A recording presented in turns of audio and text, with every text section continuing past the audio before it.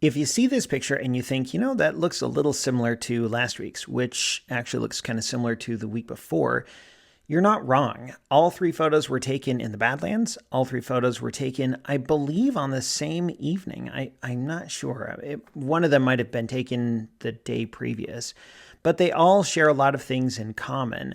This one, though, is kind of, in my opinion, the culmination. Like, this is honestly my favorite photo of that series. It's one of my favorite photos from that whole trip. It might even be in my top 3 of the year. I'm not sure yet. We'll see what I take the rest of the year. But I just love how everything here came together to get the photo that I was really hoping for. And particularly, you might have already guessed this, but with the starburst pattern with the sun. You can't just get that by pointing your camera at the sun. It has to be in the right the right time of day with the right conditions. You even need the exposure settings right. And I hoped that it would work out, and it sure did. I'm so pleased with how this turned out. So let me talk about it a little bit. To get a photo like this, you need to use a small aperture. You need to have a bright point of light, not a big ball of light, but a point of light. And it has to be off to the side. Now, those 3 things don't seem all that big of a deal, but to get it with the sun as your point of light, you can only get it right at sundown. Sometimes you can get it right at sunrise, and you can't have a lot of other obstructions. You can get it like if you point your camera at a tree or a building and you put the sun on the edge of that building. So it's just this tiny point of light. But if you want a scene like this, you have to do it right as the sun is this intense point of light on the horizon. You can't do it when the sun is too high or too low, or it doesn't work. There has to be something obscuring the sun so that you get the brightness without the size of the sun. I shot this with my Fuji X100F. It was f/16, and you can kind of get a sense of that by looking at the rays of sunlight. I didn't count them, but if you're wondering what aperture the photographer used, you can look at how many rays are coming out of a starburst pattern.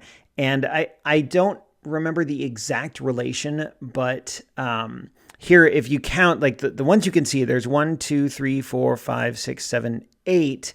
And if you were to continue that throughout the rest, I think you might end up with like a total of not 16, but maybe 17 or 18. Anyway, that's a clue as to the size of the aperture. If you use like an f/8 or an f/5 or some wider aperture, you wouldn't have as many, which is partly why a photo like this is so difficult to get, or if not impossible to get with a smartphone, because smartphones are all fixed aperture and they're wide open typically. They're like, smartphones are like f2-ish, give or take. So you can't really get this photo with a smartphone.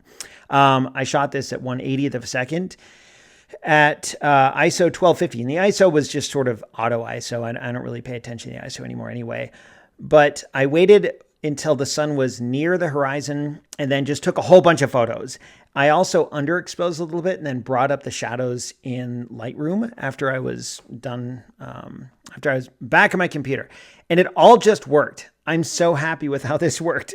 And if you want to try this yourself, go for it. It's a fun type of photo to get, but you have to, if it's a vast landscape like this, you got to wait until the sun is right on the horizon, and you do need to dial the aperture down. And there you go. When I look at this, I just have so many positive memories of our trip to the Badlands, as well as it just being a beautiful photo, in my opinion.